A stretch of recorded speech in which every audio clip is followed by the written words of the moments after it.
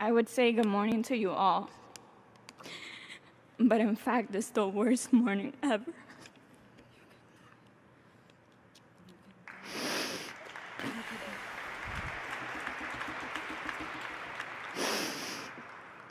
I can't believe I'm standing in front of thousands of people in the cathedral we plan to visit later this year.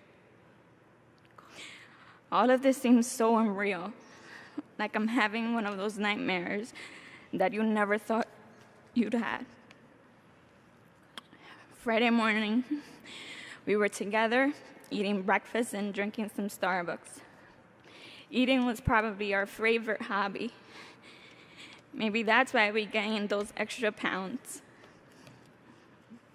Friday morning began just like every other morning before work.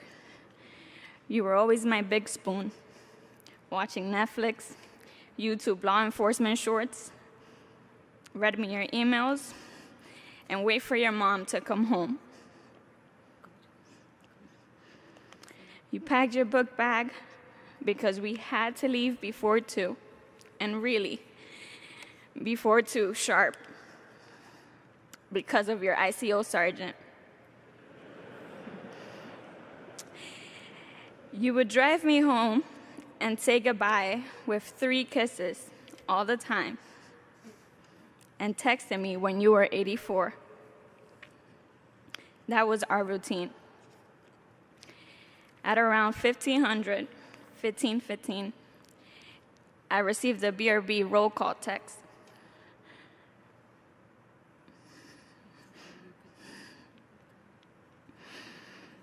And throughout our day, you told me about your jobs till it was EOT.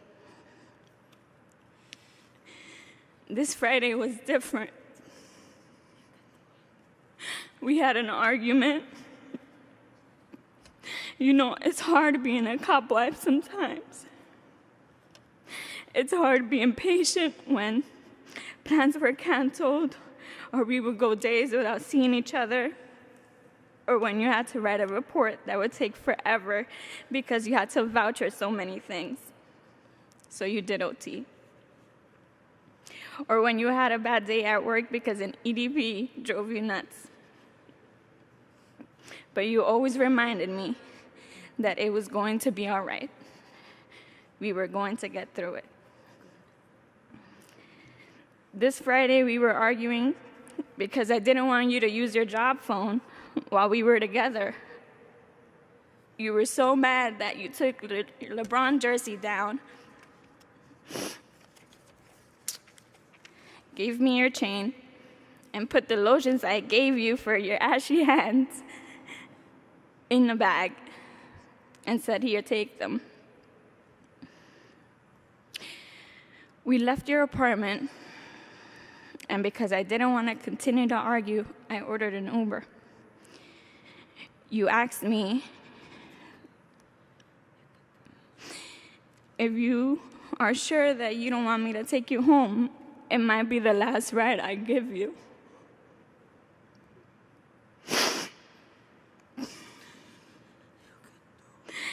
I said no, and that was probably the biggest mistake I ever made.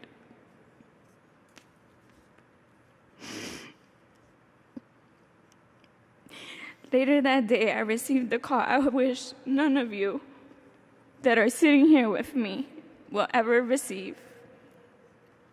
I had gotten a notification from the Citizen app, which was my central, and I saw that 2 police officers were shot in Harlem. My heart dropped. I immediately texted you and asked you, "Are you okay?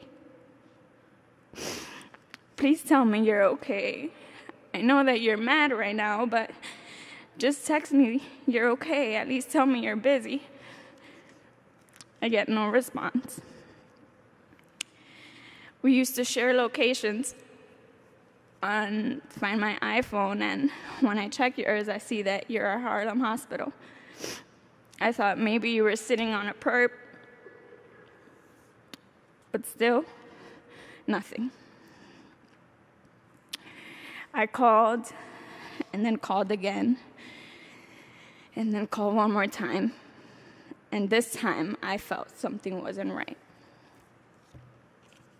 I messaged P.O. David and Joe because I knew they were your friends from the 3-2, and I get no response. Then I get a call asking if I'm Jason's wife, and then I had to rush to the hospital. Walking up those steps, seeing everybody staring at me was the scariest moment I've experienced. Nobody was telling me anything. Thousands of people were surrounding me, and yet I felt alone. I couldn't believe you left me.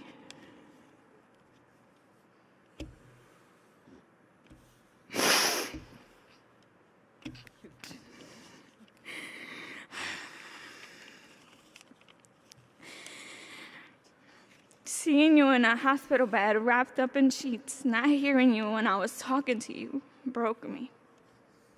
I asked why. I said to you, "Wake up, baby. I'm here." The little bit of hope I had that you would come back to life just to say goodbye or say I love you one more time had left. I was lost. I'm still lost. Today I'm still in this nightmare that I wish I never had, full of rage and anger, hurt and sad, torn. Although I gained thousands of blue brothers and sisters, I'm the loneliest without you. I know you're looking at me and beside me telling me I could do this, and I'm trying. Trust me, I am. But I didn't prepare for this. None of us did. Jason and I met in elementary school, Amistad, all the way up to 8th grade. We had the time of our lives. He was part of the cool kids crew. There was never a dull moment with him around. He was the class clown, got me in trouble a couple of times, had our teachers sit us away from each other because we couldn't focus. And we never thought that our innocent childhood love would lead us to marriage. Even when we said I do, we couldn't believe we said it. October 9th was the happiest day of our lives. I know I drove you crazy saying I love you so many times that you would stop replying, "I love you more." But you made me feel alive. You make me feel alive.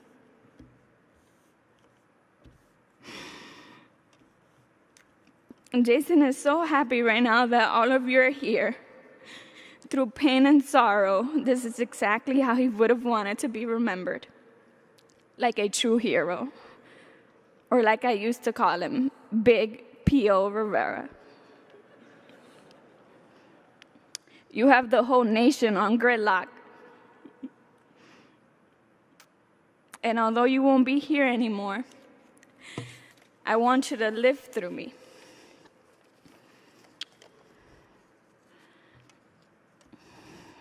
The system continues to fail us. We are not safe anymore. Not even the members of the service.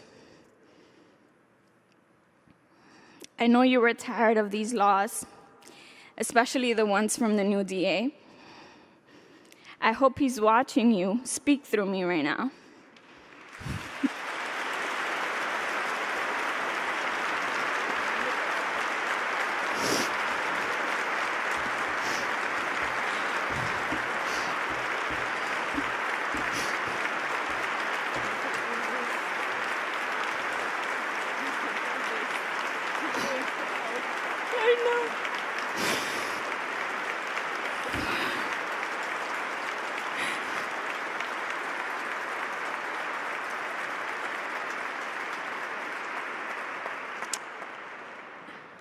I'm sure all of our blue family is tired too.